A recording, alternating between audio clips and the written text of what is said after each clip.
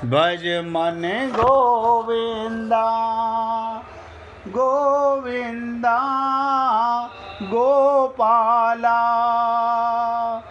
गोविंदा गोपाला गोविंद गोविंद गोपाल भज मन गोविंदा गोविंद गोविंद गोपाल भज मन गोविंदा गोविंदा गोपाला गोविंदा गोपाला गोविंद गोविंद गोपाल भज मन गोविंदा गोविंद गोविंद गोपाल भज मन गोविंदा गोविंदा गोपाला गोविंदा गोपाला गोविंद गोविंद गोपाल भज मन गोविंदा। सभी पुण्य आत्मा पूरी एकाग्रता के साथ सुनिएगा। मैंने आपके साथ ये गीता के 3 अध्याय का 19वां श्लोक शब्दों में तो समाप्त कर दिया, शब्दों में तो ये समाप्त हो गया, लेकिन हमारे लिए कारगर कब होगा? जब हम जैसे थे, यानी हम आत्मा थे, हमें आत्मा की अनुभूति हो जाए। हम ये शरीर का भ्रम, माया का भ्रम, अब आप सोचे कोशिश कर रहे हैं। मैं फिर आपको बताना चाहता हूँ, कोशिश नहीं करनी है, कोशिश नहीं करनी है, बस मानने की बात है। अगर मान लिया तो भगवत प्राप्ति है। और आप ये कहते हो हम कोशिश करेंगे, तो इसका मतलब अभी तक हमने सुना तो है, माना नहीं है। क्योंकि अगला श्लोक इसी श्लोक के साथ संबंधित है।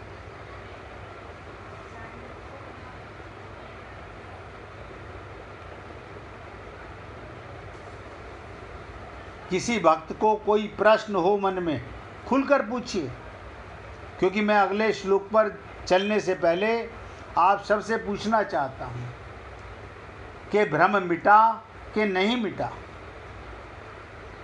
आत्मा ज्ञान के लिए पर्दा उतरे, भ्रम मिटे, दृश्य अदृश्य में जाए, अज्ञान मिटे, तो ज्ञान तो आप परमात्मा के अंश तो हो। मैं तुम्हें परमात्मा का अंश बना थोड़ी सकता हूँ, आप स्वयं परमात्मा के अंश हो। मैं आपको आत्मा नहीं बता सकता, मैं तो केवल बता रहा हूँ आपने जो कुछ अपने को माना हुआ वो आप नहीं हो। आप आत्मा थे, आत्मा हो और आत्मा ही रहोगे।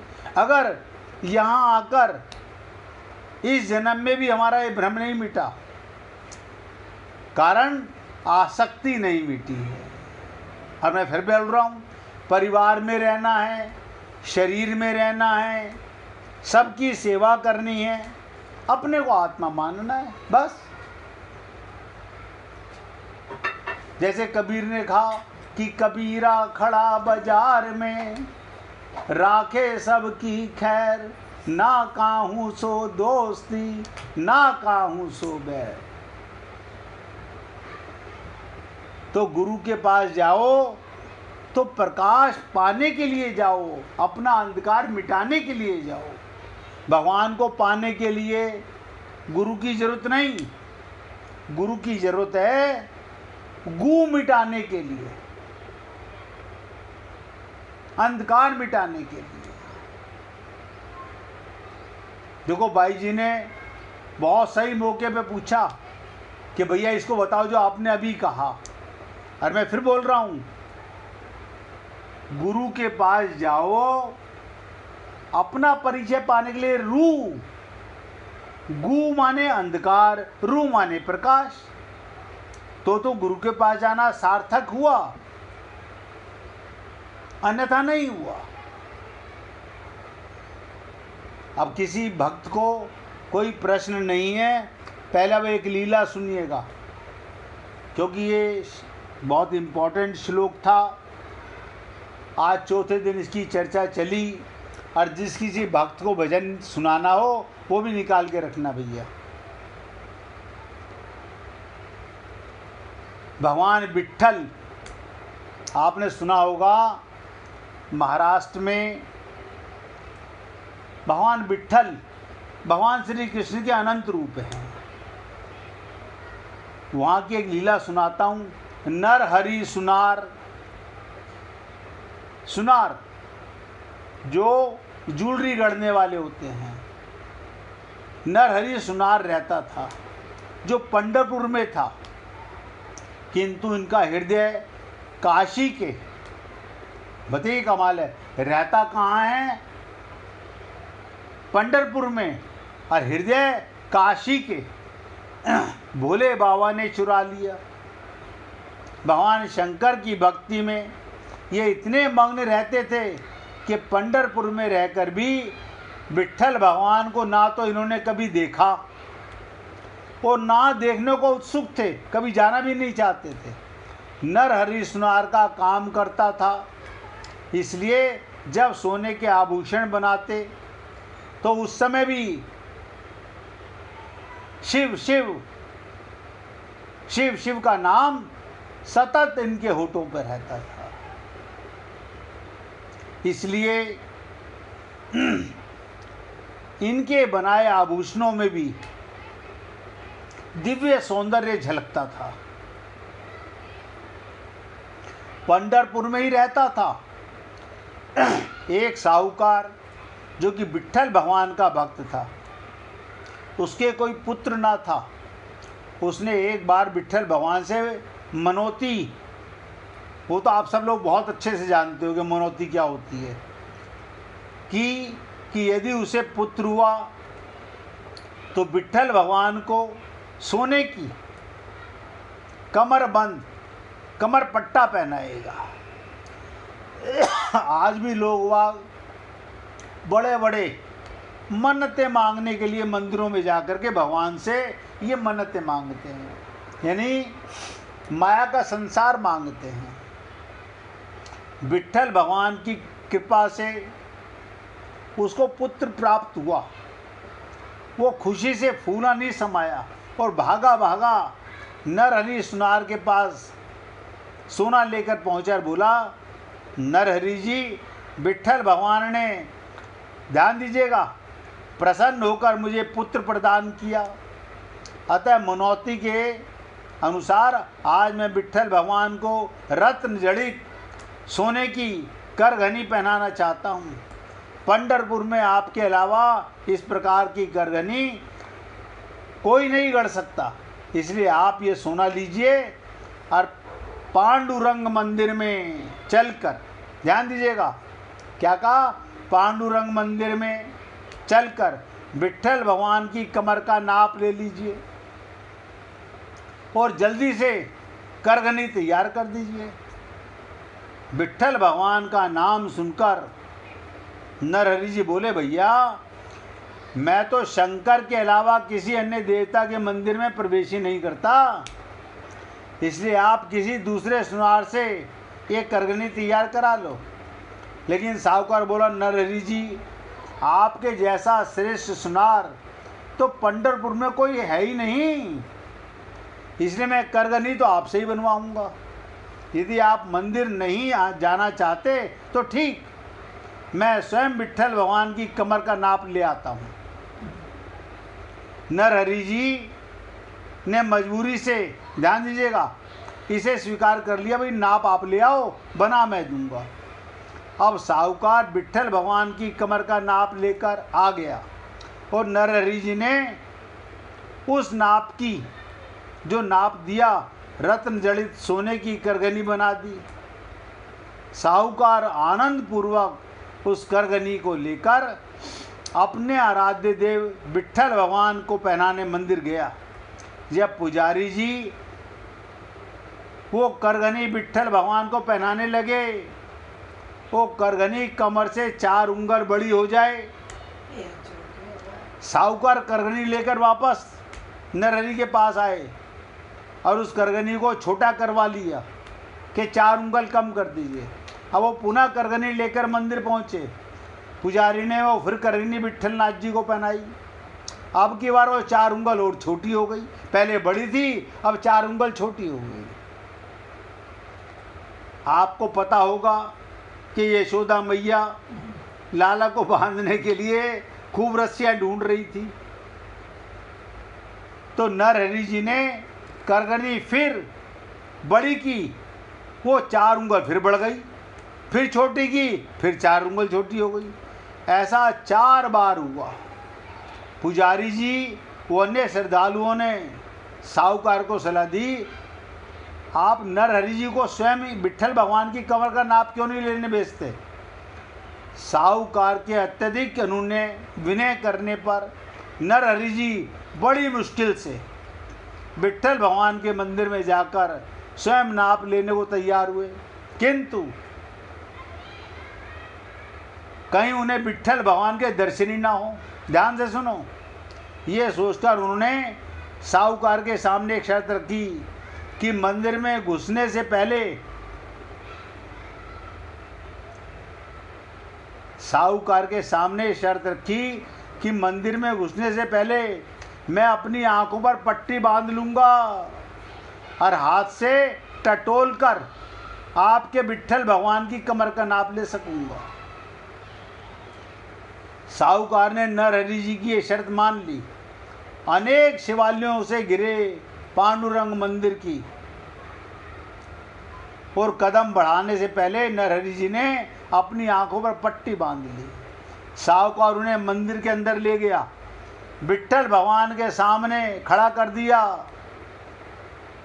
जब नरहरि जी ने नाप लेने लगे, अपने हाथ आगे बढ़ाए और मूर्ति को टटोलना शुरू किया, तो उन्हें लगा कि वो 5 मुख 10 हाथ वाले सांपों के आभूषण पहने हुए हैं, मस्तक पर जटा और उसमें से प्रभावित हो रही गंगा वाले शंकर भगवान की मूर्ति का स्पर्श कर रहा है।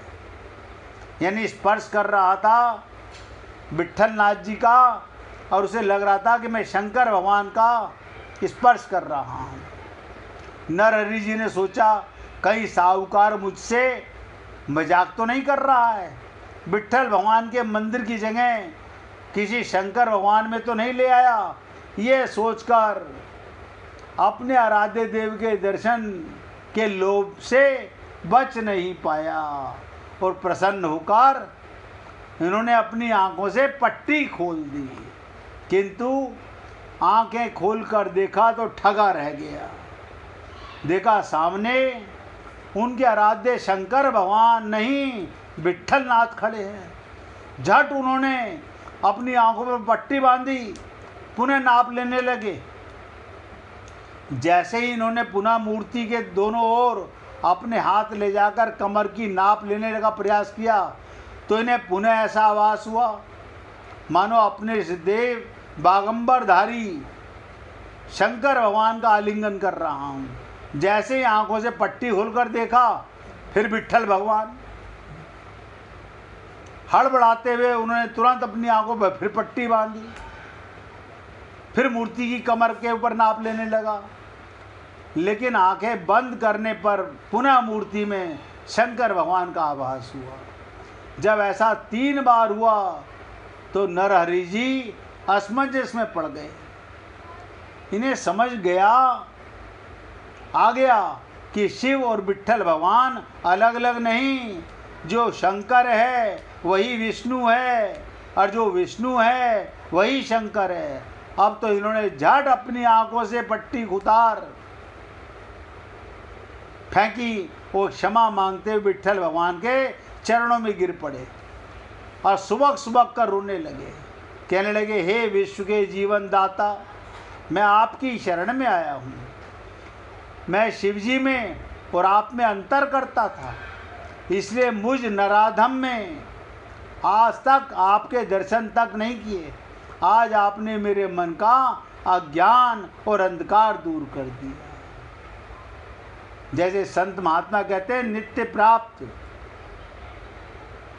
किसी जाति के शरीर में आओ, सब में परमात्मा वही मिला हुआ है। कृपया अपने इस अपराधी को क्षमा कीजिए। नरहरि जी इस सरलता पर विट्ठल भगवान रीझ गए और उन्होंने प्रसन्न होकर नरहरि के इष्ट देव, ध्यान दीजिएगा, शंकर जी को सम्मान देते हुए अपने शीश पर शिवलिंग धारण कर लिया। विट्ठल भगवान को सिर पर शिवलिंग धारण किए देखकर नरहरि जी को और भी अधिक रोमांचित हो गया, आंसू बहने लगे, गदगद स्वर से उनकी स्तुति करने लगे। अब की बार नरहरि जी ने विट्ठल भगवान की कमर का नाप लेकर प्रेम पूर्ण हृदय से जो करगनी बनाई, वो उनकी कमर में बिल्कुल ठीक बैठी। वो उनकी कमर में ऐसी बैठी जैसे यशोदा मैया ने कन्हैया को शरणागत होकर के रस्सी में बांधा था, प्रेम में हो करके। अब नरहरि जी विट्ठल भगवान को अपने इष्ट देव शिव भगवान का ही रूप मानने लगे।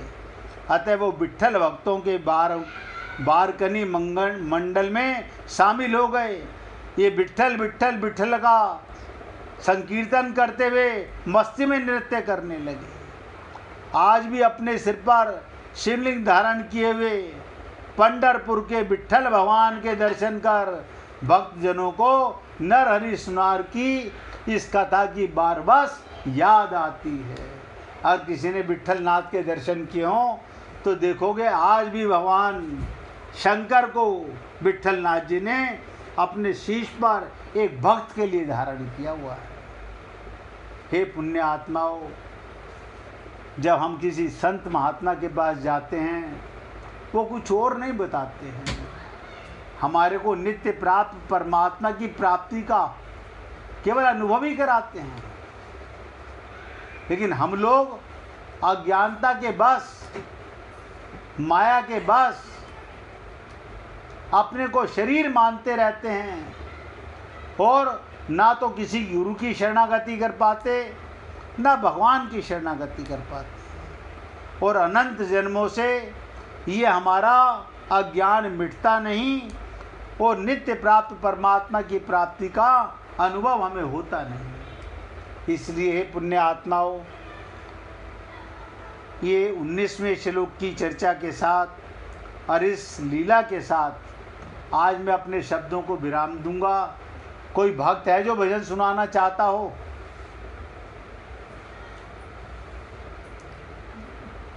अब भजन सुनिएगा।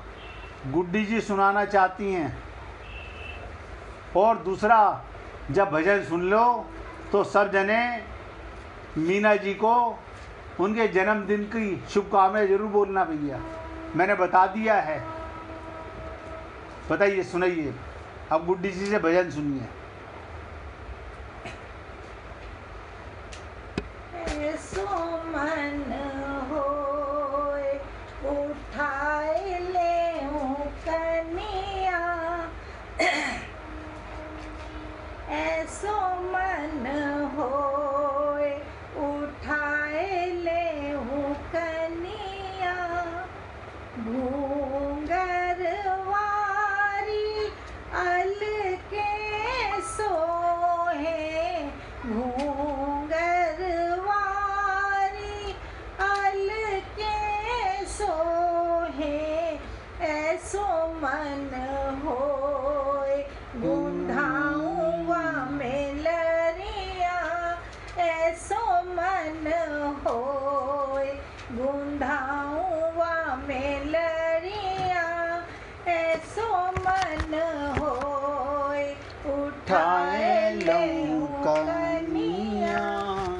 बड़ी बड़ी अखियन कजरा साजे, बड़ी बड़ी अखियन कजरा साजे ऐसो मन होय निहारूं चितवनिया ऐसो मन होय निहारूं चितवनिया ऐसो मन होय उठाए लेऊं कनिया ऐसो मन होय पीत झगुलिया झलमल झलकत पीत झगुलिया झलमल झलकत ऐसो मन होय लगाऊं अनखनिया ऐसो मन होय लगाऊं अनखनिया ऐसो मन होय उठाए लेऊं कनिया ऐसो मन होय उठाए लेऊं कनिया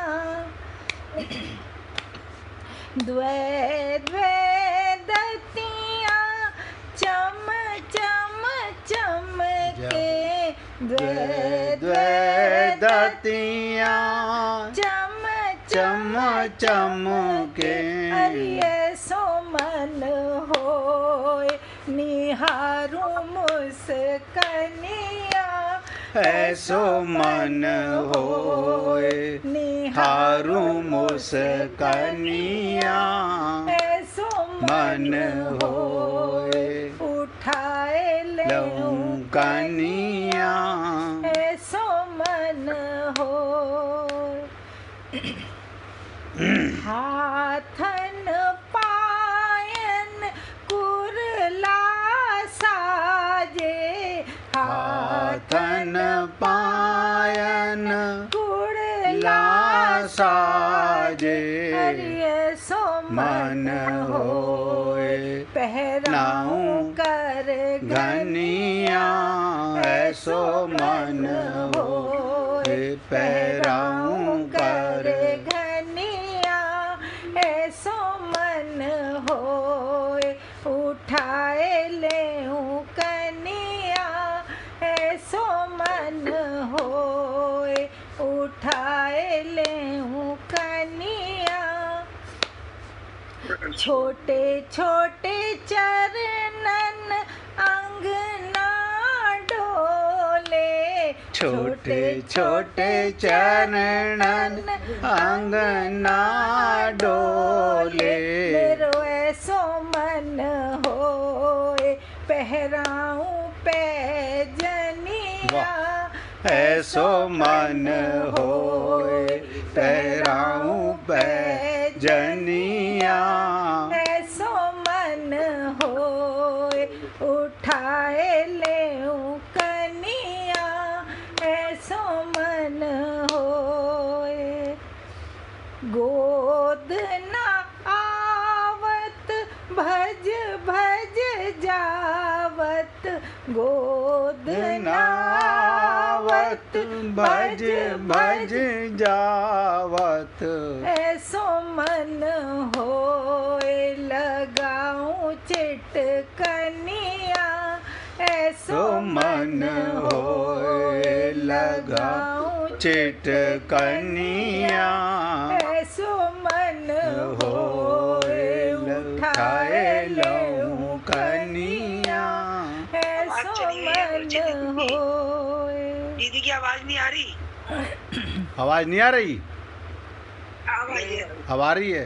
चलिए। मात यशोदा बलि बलि जावे मात यशोदा बलि बलि जावे ऐसो मन होए लुटाए देऊं मनिया ऐसो मन होए लुटाए देऊं मनिया ऐसो मन होए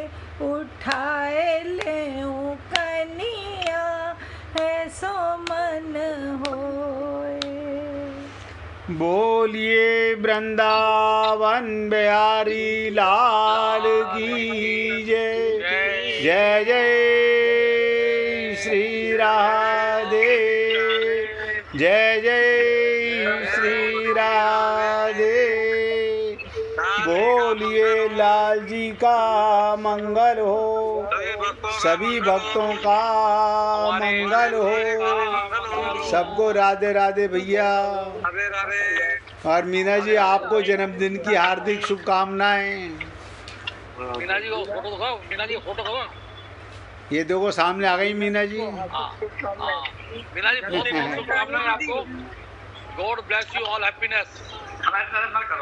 जन्मदिन की बहुत बहुत बधाई हो दीदी। भगवान आपको सारी सुखियां दे और आपको भगवान की भगवत प्राप्ति हो। मीना जी को हार्दिक शुभकामनाएं। बहुत बहुत बधाई हो जी, हैप्पी बर्थडे। सबको राधे राधे भैया, राधे राधे, राधे राधे जी, राधे राधे। राधे राधे भगवान, राधे राधे भाई, राधे राधे। सबको राधे राधे जी। राधे राधे।